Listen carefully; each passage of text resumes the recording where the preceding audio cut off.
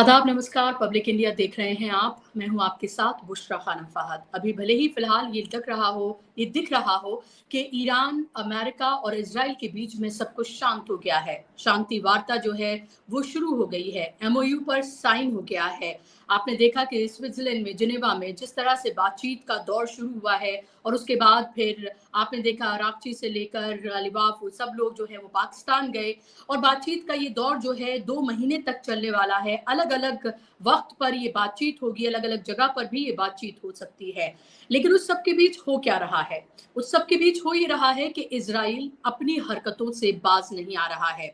जो शर्तें हैं एमओयू की, उनमें सबसे महत्वपूर्ण शर्त है कि लेबनान में भी पूरी तरीके से शांति हो। जितनी भी रेज़िस्टेंस जो फ़ोर्सेस हैं या फ्रंट्स हैं, उन सब पर शांति स्थापित हो, जिसमें गाज़ा भी है, जिसमें लेबनान भी है। और लेबनान की बात लगातार ईरान करता रहा है। ईरान ने ये कहा कि अगर लेबनान पर हमले जारी रहे तो वो फिर इज़राइल पर हमले करेगा और ये वार्ता जो है ये ख़त्म हो जाएगी, ये रुक जाएगी और ऐसा हुआ भी। आपने देखा कि किस तरह से जब ये वार्ता होनी थी जिस दिन होनी थी उस दिन ये वार्ता नहीं हुई क्योंकि जो लेबनान है उस पर हमला किया था इज़राइल ने और भारी पैमाने पर वहाँ पर गोलीबारी की थी। और अभी भी क्या हुआ है, कल रात भी लेबनान पर हमला किया गया है, सदर्न लेबनान पर इज़राइल की तरफ से। इज़राइल अपनी हरकतों से किसी भी कीमत पर बाज़ नहीं आ रहा है। वो एक ऐसा देश है जो जिसका काम है 24/7 365 डेज़ उसका यही काम है कि वो वॉर मोड में रहता है। वो मासूमों की, निर्दोषों की सिर्फ और सिर्फ जान लेता है ताकि अपनी टेरिटरी को वो फैला सके, ताकि वो अपने प्रभाव को फैला सके, ताकि वो दिखा सके कि वो कितना पावरफुल है। जो वो प्रॉमिस लैंड की लगातार बात करता है, उस प्रॉमिस लैंड को हथियाने के लिए वो किसी भी हद तक जाने के लिए तैयार है। लेबनान में वो इसी के तहत, गाज़ा के बाद लेबनान में वो इसी के तहत लगातार हमले कर रहा है। कल रात भी जो हमला हुआ है उसमें कई लोग हताहत हो गए हैं। खबर है कि कई लोग इसमें मारे गए हैं और लगातार जो सदर लेबनान के जो गांव हैं उनमें हमला किया जा रहा है। लगातार ईरान जो है वो इसको लेकर चेता रहा है। ईरान ने फिर से ये कहा है कि अगर इसी तरह के हमले जारी रहते हैं लेबनान के ऊपर तो सीज फायर जो है, ये पीस डील जो है उस पर तो खतरा मंडरा ही रहा है और साथ साथ उसका ये भी कहना है कि वो इज़राइल पर भी हमला कर सकता है। इस सब के बीच जो हालात फिलहाल ये लग रहे हैं कि पूरी तरीके से नॉर्मल हो गए हैं, उसमें कल ईरान ने मिसाइल दागी हैं हॉर्मूज में एक शिप के ऊपर। हालांकि उसमें कोई हताहत या जख्मी नहीं हुआ है, लेकिन उसने ये बता दिया है ईरान ने कि हॉर्मूज का राजा वही है। उसने ये बता रहा है वो हर रोज ईरान कि हॉर्मूज उसके इशारे पर चलेगा, उसके इशारे पर बंद होगा। यानी कि वो जब चाहे दुनिया की जो इकोनॉमी है उसको वो कदमों पर आ सकती है उसके, और जब चाहे वो हॉर्मूज का रास्ता खोलकर उसको फ्लरिश कर सकता है, क्योंकि 20% जो ऑयल है, गैस है, वो इसी रास्ते से होकर गुजरता है। अभी फिलहाल जो हॉर्मूज है उसमें ईरान का पूरी तरीके से कब्जा है। ईरान उस पर टोल भी वसूल रहा है। एक रिपोर्ट के मुताबिक ये कहा जा रहा है कि ईरान का ये टारगेट है कि वो किस तरह से $40 बिलियन से ज्यादा जो है वो इससे कमाएगा हॉर्मूज से। ये साफ तौर पर ईरान का ये कहना है और अलग अलग वक्त पर उसने अपने टारगेट्स जो हैं वो रखे हुए हैं कि किस तरह से उन टारगेट्स को जो है वो सेट करेगा। कल कोई जहाज जो है वो वहां से निकलने की कोशिश कर रहा था और जब वो जहाज निकलने की कोशिश कर रहा था तब ईरान ने उस पर मिसाइल दागी है और ईरान ने ये पूरी तरीके से ये साफ कर दिया है कि उसकी मर्जी के बगैर कोई भी हॉर्मूज से नहीं निकल सकता है। साफ तौर पर ईरान ने ये कह दिया है कि हॉर्मूज में से जो भी जहाज निकलेगा वो उसके इशारे पर निकलेगा, उसके कहने पर निकलेगा और उसकी मर्जी के बगैर कोई पत्ता वहां से नहीं हिलेगा। ये साफ तौर पर ईरान ने कह दिया है। अब जो यूएन शिपिंग एजेंसी थी जो वहां पर जो आवाजाही है शिप्स की, उसको लेकर काम कर रही थी कि कैसे स्मूथ आउट हो जाए ये तमाम जो शिप्स की आवाजाही है वहां पर आना जाना। जब से ये पीस डील साइन हुई है उसने भी टेम्परेरी जो अपने ऑपरेशंस हैं उनको हॉल्ट कर दिया है। उसने कहा है कि ईरान ने इधर से मिसाइल दागी है, अगर अमेरिका भी इधर से मिसाइल दागे तो जंग जैसी परिस्थिति वहां पर कभी भी बन सकती है। ये साफ तौर पर उसका कहना है कि अगर इसीलिए उसने जो अपने ऑपरेशंस हैं, जो वहां पर हेल्प कर रहा था, जो यूएन की शिपिंग एजेंसी है, उसने अपने जो पूरा का पूरा प्रोसेस है उसको हॉल्ट कर दिया है। ये बाकायदा तौर पर अल जजीरा की रिपोर्ट है जिसमें उसने ये कहा है कि यूएन शिपिंग एजेंसी जो है has said it that temporary pause its evacuation plan for stranded ships and seafarers out of the Strait of Hormuz following the latest ship attack। तो ये साफ तौर पर उन्होंने कहा है कि वो जिस तरह से स्ट्रेट ऑफ हॉर्मूज से जिस तरह से इवैक्यूएशन करा रहे थे शिप्स का, उसको उन्होंने यहाँ पर टेम्परेरी बंद कर दिया है।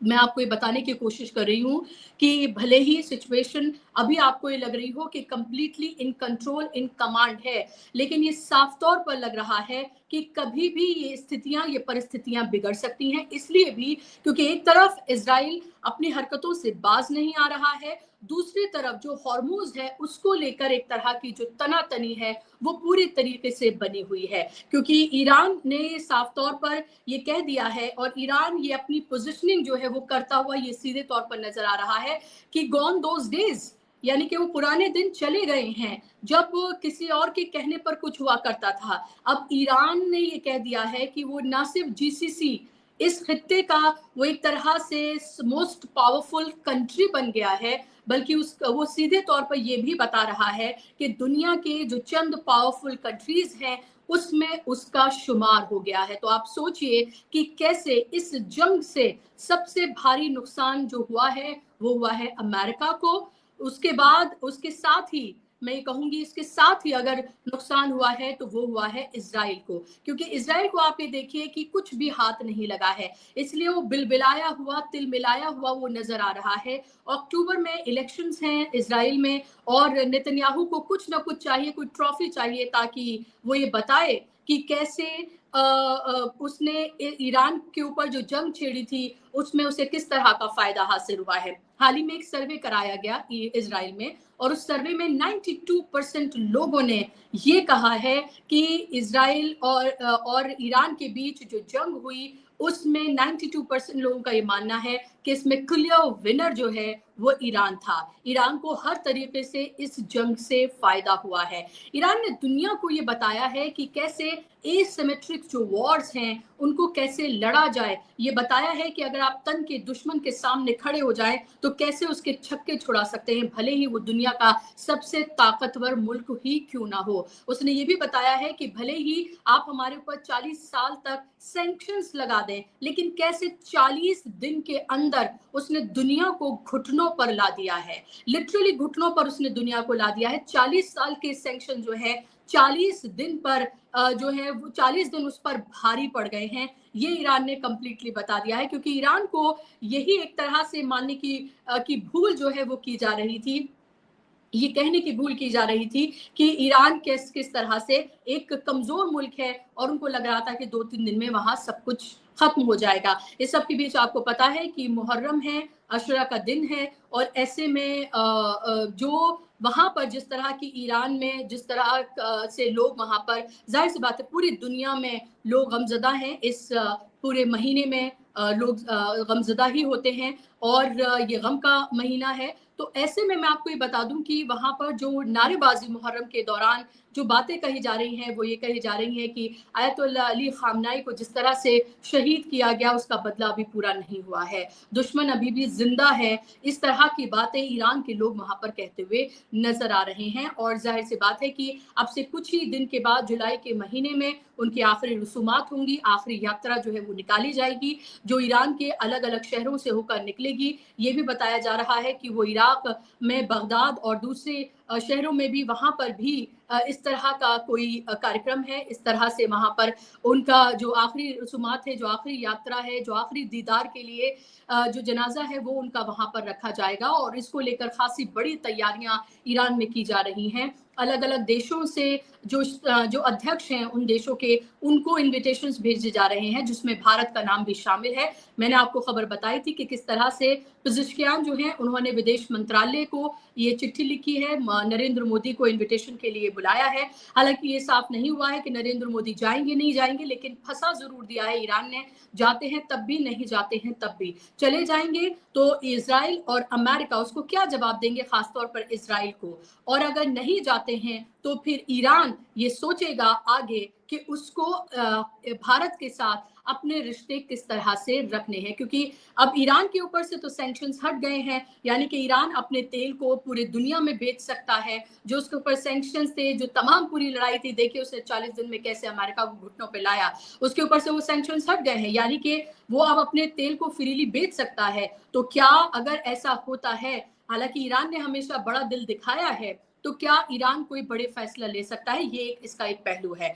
दूसरा, मैं आपको ये बता रही हूँ कि नाटो देशों को भी ईरान ने दो टूक सुना दिया है। ईरान ने ये साफ तौर पर कहा है कि ईरान ने आरोप लगाया है कि अमेरिका और इजराइल के ईरान पर हुए हमले में साथ देने वाले जो नाटो मेंबर्स हैं, जो देश हैं, उनके लिए जवाबदेह उनको ठहराया जाना चाहिए, ये कहा गया है। ईरान के विदेश मंत्रालय के प्रवक्ता इस्माइल बगई ने सोशल मीडिया पर कहा कि नाटो चीफ मार्क रूट ने खुद माना है कि इटली और रोमानिया ने ईरान के खिलाफ सैन्य कार्रवाई में अमेरिका का साथ दिया है। उन्होंने ये कहा कि अपने नागरिकों और पूरी दुनिया को उन्हें ये बताना चाहिए, नाटो कंट्रीज को, कि अमेरिका और इजराइल के साथ मिलकर ईरान के खिलाफ इस कार्रवाई का समर्थन उन्होंने आखिर क्यों किया है।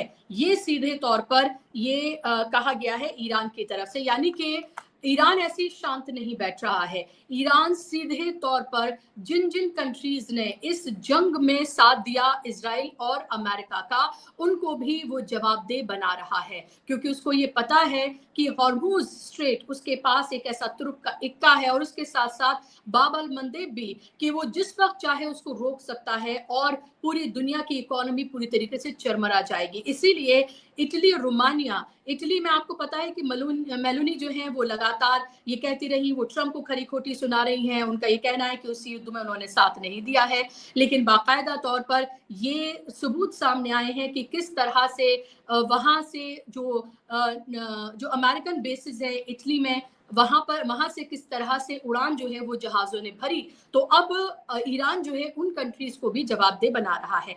एक और खबर, आपने ये देखा होगा कि कैसे जो ब्राजील के जो खोजी पत्रकार हैं पेपे, उन्होंने एक पॉडकास्ट में कहा था कि जब जिनेवा में बातचीत चल रही थी, तब मुसाद ये प्लानिंग कर रहा था कि आसिम मुनीर और पाकिस्तान का जो डेलीगेशन है उसको कैसे उसकी हत्या कर दी जाए, उनको एलिमिनेट कर दिया जाए। और ये खबर फिर पाकिस्तान को उसके उच्चतम सोर्सेज से पता चली। कतर ने इंटरवीन किया, कतर और की ने फिर बातचीत की, और फिर उसके बाद कहीं जाकर लताड़ जो है वो लगाई गई है इजराइल को।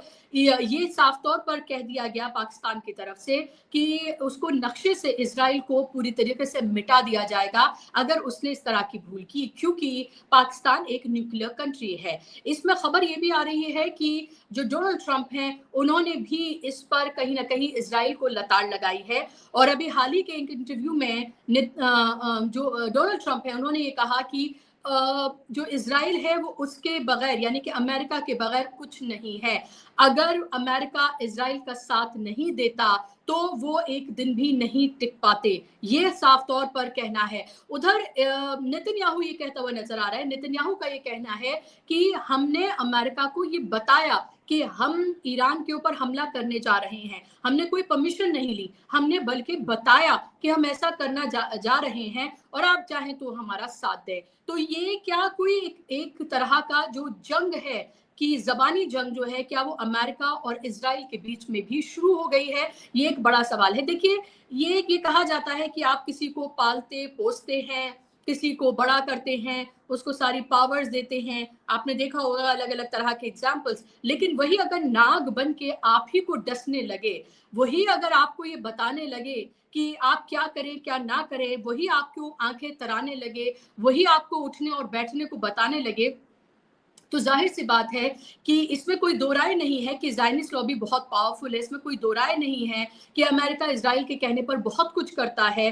जंग उसने की, ईरान के ऊपर इलीगल वॉर छेड़ी, लेकिन ये भी है कि जहाँ कहीं भी उसके इंटरेस्ट उसको लगेगा कि उन पर क्वेश्चन हो रहा है, जहाँ कहीं भी वो लगेगा कि अमेरिका के पावर सिस्टम को चैलेंज करता हुआ नजर आ रहा है, जहाँ कहीं भी उसको लगेगा कि जनता जो है वो अब उठ खड़ी हो रही है, जाहिर सी बात है वो बर्दाश्त नहीं किया जाएगा। अभी फिलहाल इजराइल और अमेरिका के बीच में यही होता हुआ नजर आ रहा है। नेतन्याहू किसी भी कीमत पर नहीं चाहता है कि ये पीस डील हो, ये आगे बढ़े, ये बातचीत हो, और वो हर मुमकिन कोशिश ये करना चाहता है कि कैसे ये बातचीत हॉल्ट हो जाए और जंग जैसा माहौल फिर से पैदा हो जाए। अमेरिका ऐसा बिल्कुल नहीं चाहता, अमेरिका का सिस्टम ऐसा नहीं चाहता है, अमेरिका के लोग ऐसा नहीं चाहते हैं, लेकिन कभी भी कुछ भी हो सकता है। और इसीलिए देखिए, हॉर्मुज में जो मिसाइल दागी है ईरान ने, वो यही बताने के लिए किया है कि एक तो हॉर्मुज का राजा वही है, और दूसरा उसने ये भी बताने की कोशिश की कि हमारे तमाम हथियार सब कुछ पूरी तरीके से तैयार है,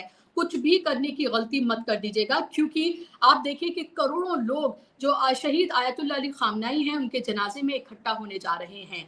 डर ये भी है कि ऐसा ना हो कि इजराइल, जो कि बहुत ही एक तरह की घटिया हरकतों के लिए जाना जाता है, वो कुछ भी कर सकता है, कभी भी कर सकता है, किसी भी हद तक गिर सकता है, कि ऐसा तो नहीं कि वो कोई किसी तरह का कोई हमला वहां पर कर दे, किसी तरीके से जो वही इंटरनल जो मुसाद के जो जो उसने पैर पसारे हुए, हालांकि बहुत बड़े पैमाने पर उसको न्यूट्रलाइज किया जा चुका है ईरान की तरफ से, लेकिन ये नहीं कहा जा सकता कि कंप्लीटली न्यूट्रलाइज कर दिया है। कहीं ऐसा तो नहीं वहां वो कुछ करने की कोशिश करे। तो इस पर भी पूरी निगाहें जो है वो लगी हुई हैं। तो आने वाले दिन जो हैं, खासतौर पर जुलाई का पहला हफ्ता, वो बहुत महत्वपूर्ण होने जा रहा है। देखना ये होगा कि आगे क्या होता है, लेकिन ये कंप्लीटली नहीं कहा जा सकता है कि जंग खत्म हो गई है। ये कंप्लीटली नहीं कहा जा सकता है कि जो दिख रहा है वही होता हुआ नजर आएगा, क्योंकि अमेरिका और इजराइल, और खासतौर पर इजराइल पर किसी भी तरीके से भरोसा नहीं किया जा सकता है। आज के इस कार्यक्रम में बस इतना ही। आपको ये कार्यक्रम कैसा लगा मुझे जरूर बताइएगा। नमस्कार।